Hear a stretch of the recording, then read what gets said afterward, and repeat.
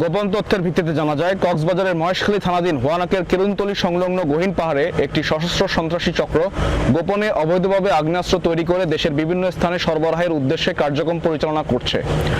চক্রটি অবৈধ আগ্নেয়াস্ত্র বিক্রির পাশাপাশি জলদস্যুতা, পর্যটকদের উপর হামলা, ডাকাতি ও অন্যান্য সন্ত্রাসী কর্মকাণ্ডে জড়িত থেকে স্থানীয় জনগণকে বিভিন্নভাবে ভয়ভীতি প্রদর্শনের মাধ্যমে এলাকায় আতঙ্ক সৃষ্টি করে আসছিল।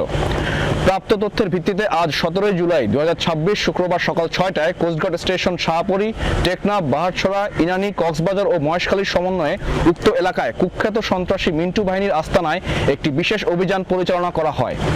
অভিযান চলাকালীন 5টি দেশীয় 1নলা বন্দুক, 9টি দেশীয় পিস্তল, একটি বিদেশি পিস্তলের ম্যাগাজিন, 20 রাউন্ড তাজা গোলা, 12 রাউন্ড তাজা কার্তুজ, 4 রাউন্ড ফাঁকা কার্তুজ, একটি দেশীয় অস্ত্র, 3 লিটার দেশীয় মদ এবং আগ্নেয়াস্ত্র তৈরির সরঞ্জামাদি সহ কুখ্যাত সন্ত্রাসী মিন্টু বাহিনীর প্রধান মিন্টুকে আটক করা হয়।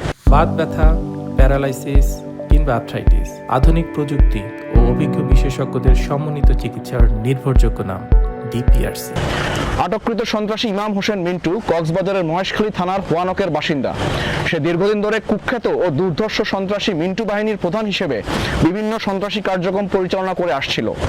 উল্লেখ্য, তার বিরুদ্ধে 15টি ফৌজদারি মামলা রয়েছে। তাকে আটকের মাধ্যমে অবৈধ অস্ত্রের একজন অন্যতম ব্যবসায়ীকে আটক করা সম্ভব হলো, যে অস্ত্র মহেশখালী সহ দেশের পূর্ব উপকূলীয় এলাকার সাধারণ জেলে ও লবণ চাষীদের জীবন অতিষ্ঠ করে আসছে। তার এই আটকের ফলে সাধারণ জেলের জন্য নিরাপদ সমুদ্র নিশ্চিত করার একটা প্রচেষ্টা সফল হলো। এই বাহিনীর অন্যান্য সদস্যদের আটকে গোয়েন্দা নজরদারি ও টহল কার্যক্রম জোরদার করা হয়েছে। জব্দকৃত আলামত ও আটককৃত সন্ত্রাসীর পরবর্তী আইনানুগ ব্যবস্থা গ্রহণের কার্যক্রম প্রক্রিয়াধীন রয়েছে। সুন্দরবনের জলদস্যু ও বনদস্যু দমনে জিরো টলারেন্স নীতি বাস্তবায়নের মাধ্যমে বাংলাদেশ কোস্টগার্ড যে সফলতা অর্জন করেছে, এই ধারাবাহিকতায় মহেশখালী সহ দেশের অন্যান্য উপকূলীয় অঞ্চলেও জলদস্যুতা, সন্ত্রাস, ডাকাতি, অবৈধ অস্ত্র তৈরি ও চোরাচালান নির্মূলে গোয়েন্দা নজরদারি ও বিশেষ অভিযান ভবিষ্যতেও অব্যাহত থাকবে।